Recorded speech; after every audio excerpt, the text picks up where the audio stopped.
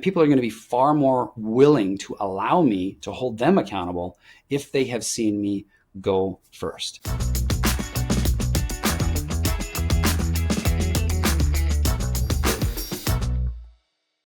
Now let's dive into like actually establishing true accountability, because I believe accountability is like, hey, I got you, man. Like, I got your back. So I'd love to hear about how we can instill that type of accountability in our teams, because that to me is where we actually hit peak performance. Well, the two key things to get to that type of culture is, number one, stop blaming people, because nobody's going to have your back if they feel that you've just stabbed them in the back, right? If they feel that you've just blamed them, and our brains interpret blame the same way they interpret a physical attack. So when we're blaming people for problems, our brains totally interpret that as that this person is attacking me, like with a knife, basically. And we remember that, right? Like, we will remember that for years. And so I'd say, if you want to build that kind of team environment where it's like, hey man, I got your back, you know, you got my back.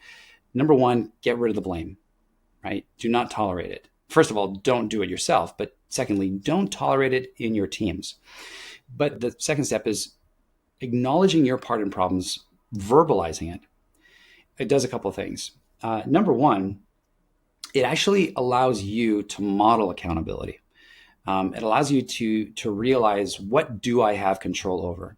I have control over my behavior. I do not have control over your behavior, Scott, or anybody else's. Honestly, even people who report to me, I can't control their behavior.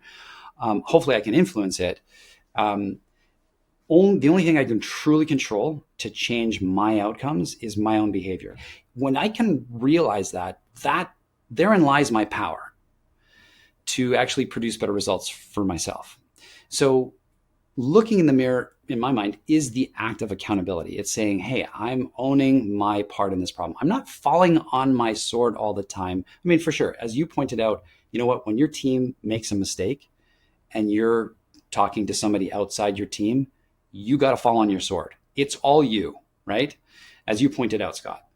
But, you know, one-on-one, when I'm talking to people, or when I'm with my team and we're trying to, talk about a problem, unless it is totally my fault, I don't think it's helpful to say, oh, this is totally my fault. That's not what I'm talking about. I'm talking about just owning, what is my piece in this? This is something I could have done. This is something I did do that did not help. This is something I could have done that would have helped.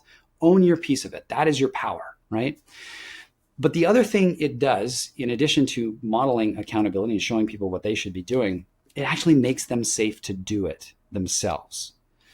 And it makes it safe for them to say, oh, well, you know what? It's okay. I'm seeing Michael is owning this, his part. I guess it's okay for me to say, yeah, I'm not saying this is totally my fault, but I can see how I could have done things differently, and that would have been produced a better outcome. I'm more willing to say that now that, Michael has gone first or Scott has gone first, right? So it makes it safe for people to do that. But the other thing it does, when you look in the mirror, it actually earns you the moral authority to ask other people how they have contributed to the problem, right? If I launch into a problem and say, hey, Scott, how did you contribute to this problem? You're probably going to feel a little defensive, right? Well, hey, screw you, buddy. Like, this isn't all me. But if my immediate reaction when I see a problem is, hey, this is a problem, this is not okay, you know what? This is probably my part in this problem. If nobody else is taking ownership, I have now earned the moral authority to say, okay, hey, Susie, what's your part in this? Hey, Steve, what's your part in this, right? And people are going to be far more willing to allow me to hold them accountable if they have seen me go first.